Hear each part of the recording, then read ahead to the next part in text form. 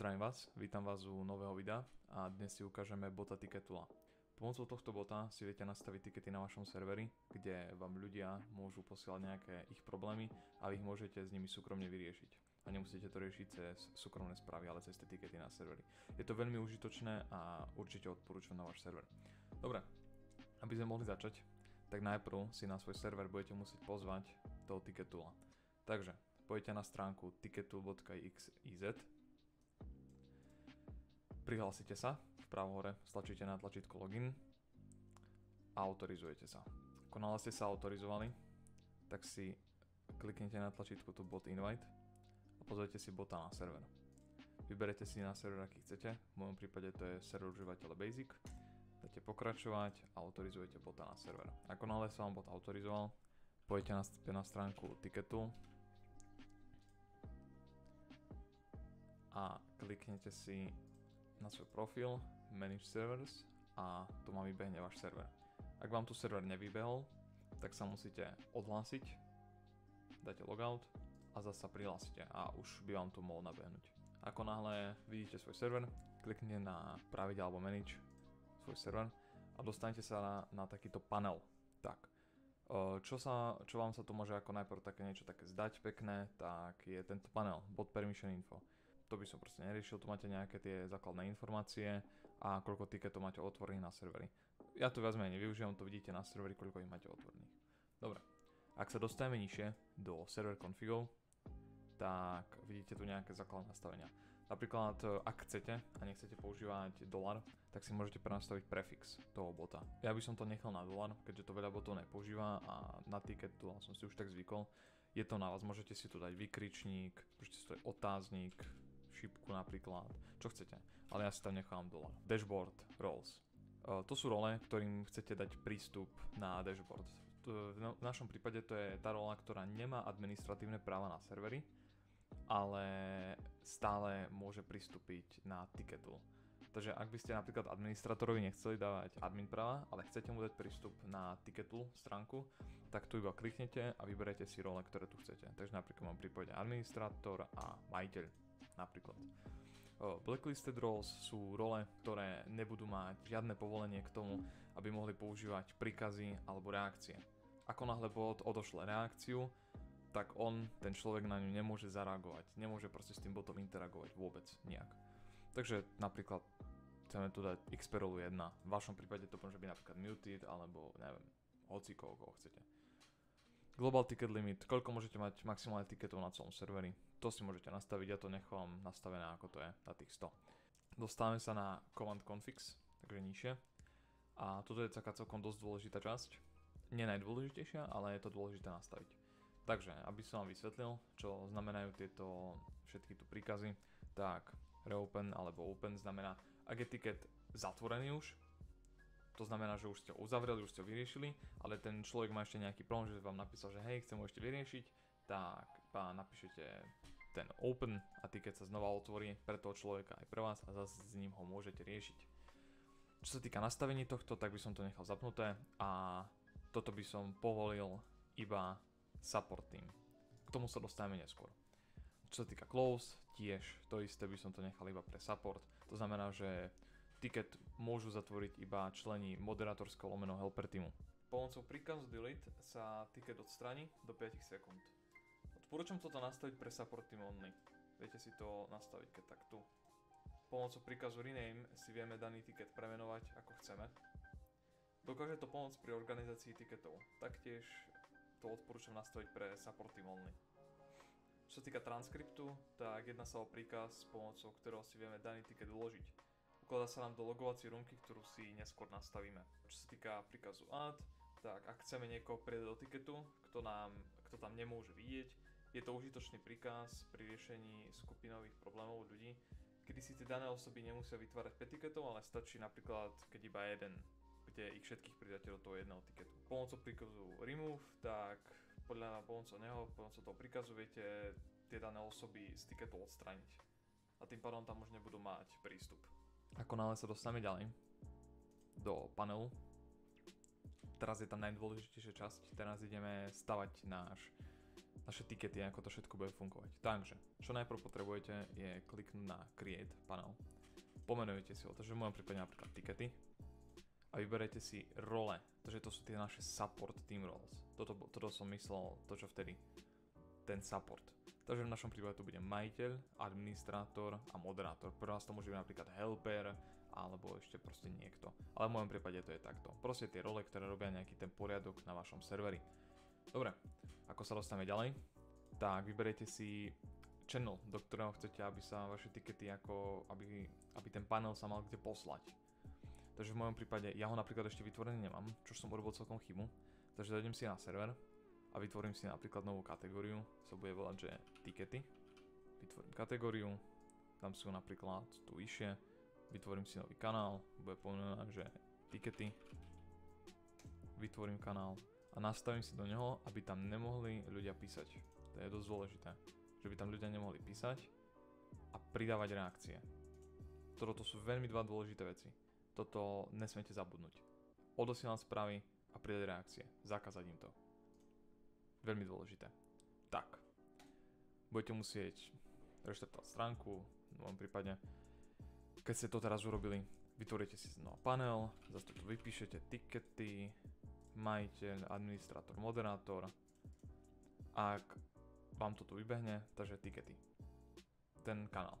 Vytvoríte panel máte vytvorený, pôjdete do nastavení, pôjdete do hlavných nastavení a tu si to môžete skontrolovať.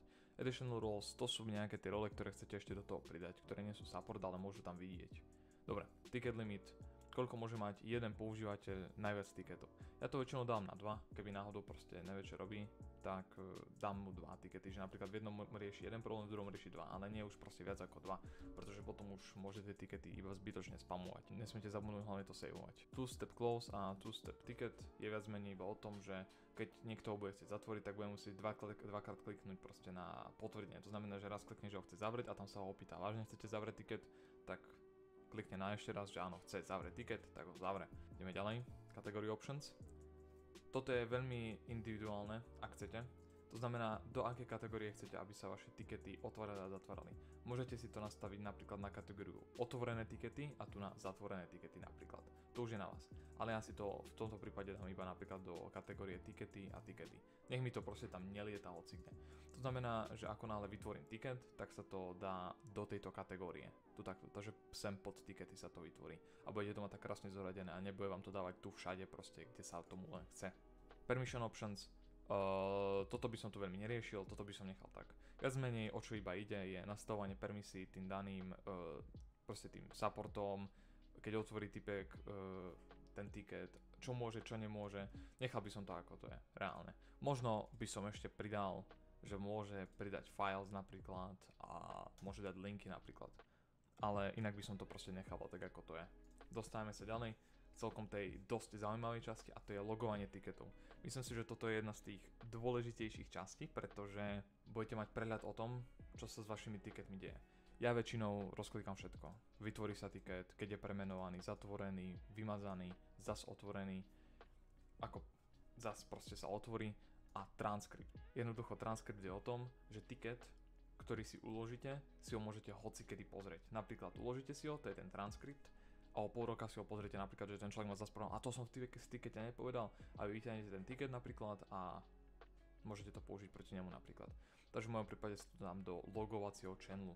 Ďalšia dôležitá vec je, všade kde vidíte tento diamantík, tak to sú platené veci toho bota. Takže ak si za toho bota budete platiť, ak chcete, tak budete mať prístup k týmto plateným veciam. Ja plateného tiketu nepoužívam, takže to neriešim. Button options. Tiež dôležitá vec. To znamená, kto môže ten tiket vytvoriť. My už sme si vtedy nastavili v command config, alebo server, nie som si teraz istý, sme si nastavili, že iba support role môžu robiť tieto veci. Tieto tu. Ale nemali sme tam create ticket, takže vy si kliknete na create ticket a vidíte, že už toto máte vypnuté. Toto tu tak necháte, pretože ticket si bude môcť vytvoriť každý. Ako náhle toto tu dáte, tak ľudia si nebudú môcť vytvoriť ticket. Taktiež zatvoriť ticket, tam to už je nastavené, takže to už kľudne teraz nemusíte nastavovať. Ale ak by ste chceli, tak môžete kliknúť, že iba supporty môžu zatvoriť tikety, napríklad zrušenie zatvorenia tiketu, to je to dvojité overenie.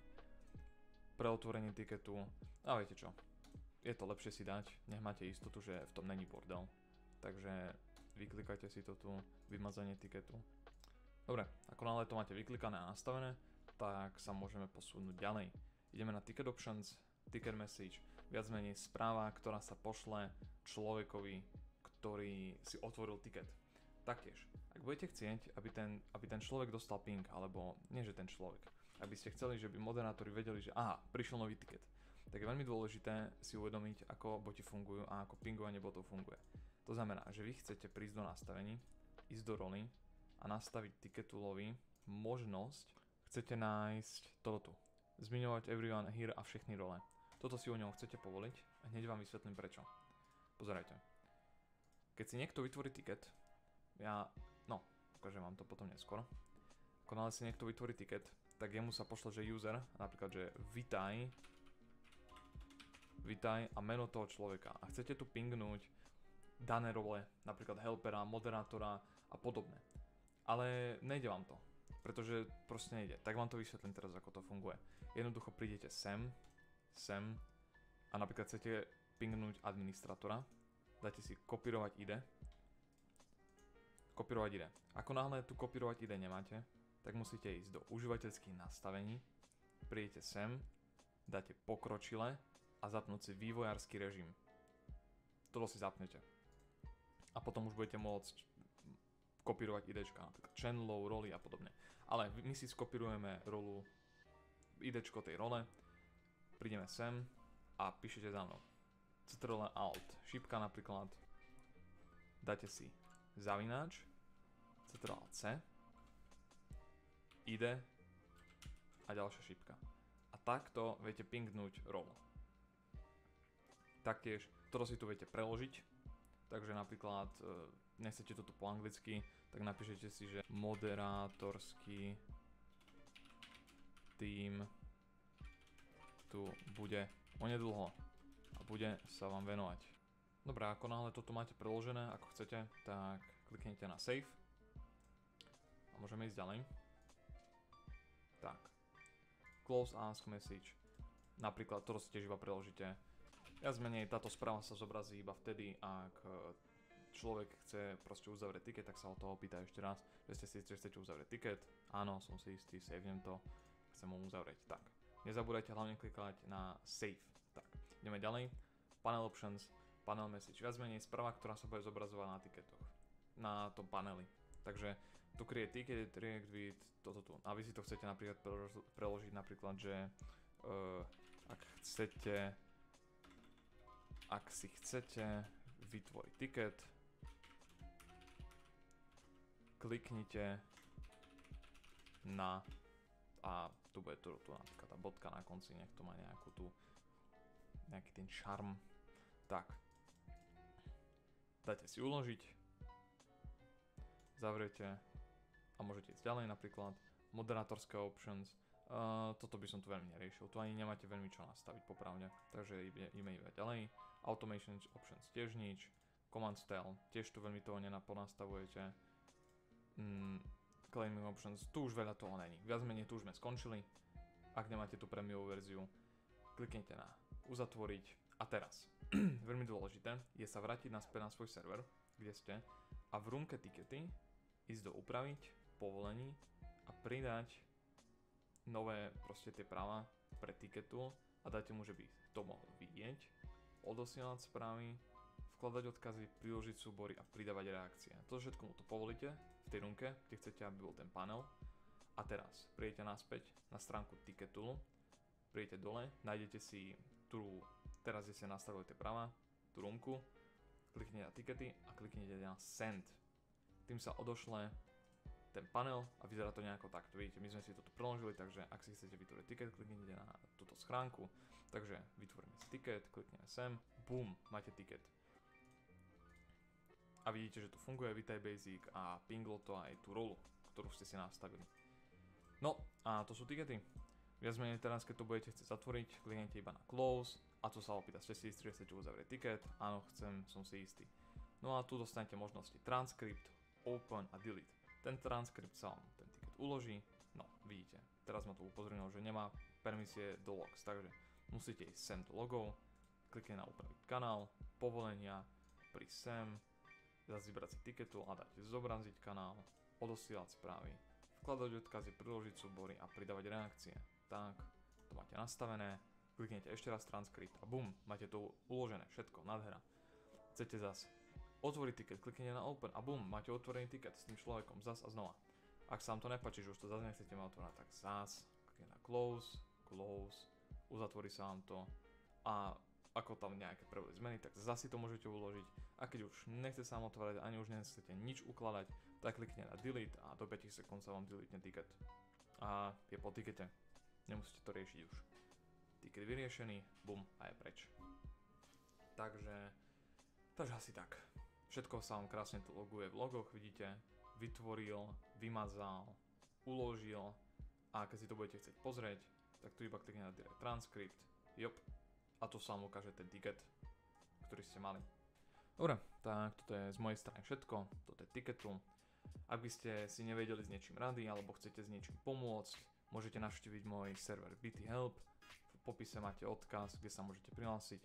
Prebiehajú tu súťaže, máte tu návody, ktoré som urobil, môžete sa porozprávať s ľuďmi v čete a ak by ste si nevedeli rady, tak si môžete takýto tiket vytvoriť v mojej roomke support, vytvoríte si tiket a ja vám s radosťou pomôžem. Dobre, dúfam, že som vám pomohol a uvidíme sa na budúce, takže sa majte.